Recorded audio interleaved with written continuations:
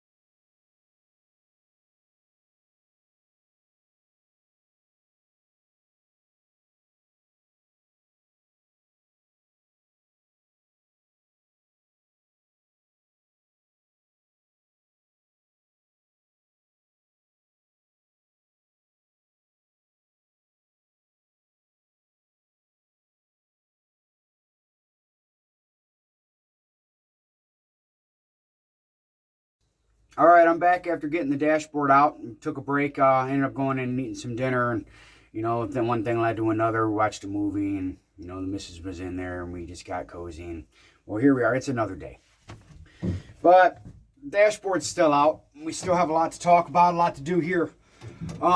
First things first. The cluster came out real nice. It's in real good shape. I mean, I just don't know what else to say. I think everything's going to work. One thing to remember when you're taking this out, the steering column here. Okay, down here at the collar, you feel where it turns?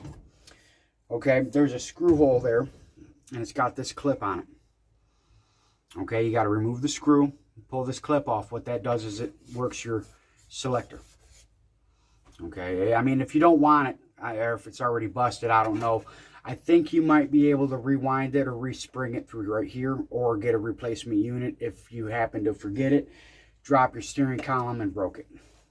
I might have broken mine, but I'm pretty sure I did good. Yeah, mine's all right. So outside of that, I mean, it's pretty straightforward. You 2 bolts underneath of the steering column. You got a screw here. You have a screw here. You have to get them from underneath. You seen in my earlier, you can see where I was underneath of it on my back. There's these slots right here. Get you in here where you can see them. There's the slots. There's tabs like fingers that go into those, and you get to them from the bottom of the dash pad. That's, when I was laying on my back, I had to get up there. You release them. They're just the retainer clips kind of thing. I can't even remember what they're called. They're like a stamped aluminum or stamped steel nut. I mean, they're not even like a real nut and bolt. I can't remember what they're called, but you'll see when you get there. I'm pretty sure they were 7/16, maybe 1/2 inch. Outside of that, I mean, everything looks pretty good in here. I did find some rust down here in my lower floorboard. Eventually, that's going to have to be replaced. I'm not going to worry about it right now. What I'll do is I'll use the rust neutralizer I talked about before, and spread that all over top the whole floor. wait for it to dry. Of course, I'll wire wheel it first. Once that's dry, I'll spray some black paint on it and cover it up with a sound deadening material that I like to use. It's actually not a product that's for cars. It performs better, if not the same, as like Dynomat, but I mean, it's a fraction of the price. And it takes a little bit more work to get it in because it comes in a 6-inch by, I think it's a 30-foot roll or 32-foot roll maybe. But it's well worth it, worth the cost savings. So last one I had, the car was buttoned up like a brand new vehicle. You close the doors, it was like a thump, you know, and just no vibration, no dings, no nothing. It was great. When I do that, I'll be sure to show you. So like and subscribe so when that part comes up, you know, you can definitely learn how to save yourself about $400 in sound deadening. Big savings when you're, you know, a guy like me and you can't really afford a lot. All of this stuff is, I'm trying to get it done basically as budget as I can.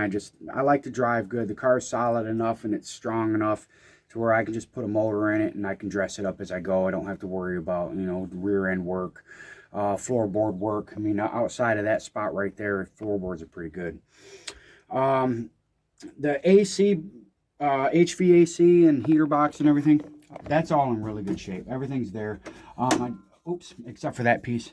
I do have to get the diverter that comes up in here for the AC. I don't have that, it's missing. All the rest of it's fine. My vacuum tubes all look like they're in pretty good shape. Wiring harness, I mean, the wiring harness hasn't been chopped on. I'm really surprised at that, but it hasn't been chopped on. I don't know what this plug is for. It wasn't hooked up to anything, and I can't remember from my last car. Any help? I'd love some help with this. I need to know back where it goes when I start putting it back together. So it does have a fuse in it. Okay, the Speedo. For anybody that's not taken one of these out before, let me set this back up. For anybody that's not taken one of these out, you have to get back up underneath it here. After you drop this, I found it to be a little easier. Okay, but you get up under there, and where the Speedo goes in, there's a push tab. I don't know if you can see that, but you just push it down. All right, and you pull the Speedo out. Going back in, it's a little bit more tricky because that's a square cable inside of there. And it's got to fit inside a square hole, so you got to give it some twists and get it in there right. I mean, all the vacuum lines seem rather supple, but I'll probably go ahead and replace them just to be safe. And I believe while I've got my dash out, I'm going to go ahead and I'm going to pull this out, and I'm going to replace the heater core. I do have to pull the wheelhouse up front to do that, so that'll be a whole nother video on how to do the heater core on one of these. It's an AC car, so it takes a little bit more work. I'm not exactly sure if I can get out just by pulling the wheel well, or wheelhouse, whichever you call it, on this one, but I knew that on my 78 that was a non-AC car, all I had to do was relieve all the bolts around the wheelhouse at the fender, the frame and that, and I could roll it up over the wheel, and it gave me access to get back in to replace the heater core and the fan motor. Was able to pull it all right out. Actually, I think it only took me about an hour to do it. But this bracket right here, I pulled screws out here on the side. Okay, that doesn't need to be done. Just get the ones along the bottom. This bracket here from this side, you don't need to pull those out. As far as everything else goes, this is relatively straight. I'm going to get this sanded.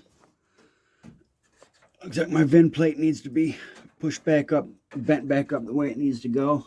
It's bent a little bit. I don't have any rust out up in here or here. There's a little cleanup to take care of that. No big deal, but I mean, I got to keep going back to saying I'm happy. I would much have rather have liked it not to have any rust in it, like the seller told me. So that just goes to show you, be sure to check everything out, pull the carpet, This thing wasn't supposed to have any rust in it. And, you know, everywhere where you look, it didn't. But, you know, you got to make sure to pull the carpet, because there is a couple spots here that's going to need a little bit of attention. But it's not bad. I mean, it's not nothing to be bad about. I'm not going to write home to mom or complain about it too much, you know. So, but outside of that, I mean, we're pretty good. Let's go out here and we'll get a look at this dashboard and I'll evaluate it. I'll be sure to show you about the clips and show you where they mount up. Here we are with the dash. It really doesn't look like it's in that great a shape. The plastic is in great shape. The pad itself is, I mean, I don't know. I would definitely wouldn't use this as a showpiece, you know, meaning like let people see it. This car's years away from being a showpiece. But, I mean, the fit's okay. This part right here can be pulled back in when I apply heat, and it screws in from the back to secure itself. So I do need to get a lock cylinder here. I'm going to buy an entire lock kit for the car. It's actually relatively inexpensive. I think it was like $56 for every lock on the car. But when we look on the back, you can see here's a stud. There's a stud there, and it still has the keeper on it. This still has the keeper on it. See on the back side there, it's that little retainer. And then there's a screw hole here, and there's a screw hole here. Those coincide with the ones that I showed you across the top of the dash. Across the bottom here, those are going to be your ones that go on the brace.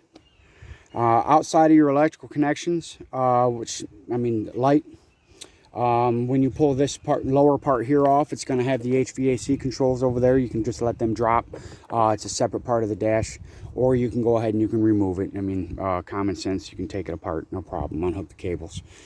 I mean, I don't want to give too much credit. I know common sense is running short these days. All your duct work and everything, you know, this one didn't have it in it, so I didn't take the time to make a video on it because obviously it wasn't in it. Somebody had pulled it all out in the past. But the plastic part on the inside, you see these retainers here? That's where on this one here where it seemed to pull. Once I get this off and reattach it to this, it should hold. But I'm going to pull this top part here off, just the upper pad, and then I'll apply heat to the upper part and clamp it here so that hopefully it'll hold on to the form properly. Same thing with this here. This part's missing some. I'll probably have to get creative on that, maybe make something out of wood or plastic, fiberglass. But that's where the gauge cluster sits, and this is where the gauge cluster bolts in. Well, actually, this is solid down here. With the gauge cluster in, if it's bolted in the bottom and I go ahead and I run the bolts through and screw it in, that should hold that in a good enough manner for driving. Because that's all we're looking for right now is to get her driving. Go break some hearts, drop some panties. So let's get that done. But thanks for hanging out with me while I get some more of this tear down done. Hopefully next video we'll start getting into some remedies. I'm kind of anxious to see what I can get done with this dashboard. I think I can bring that back. So give me a like, give me a follow, hit that bell button. Bye now.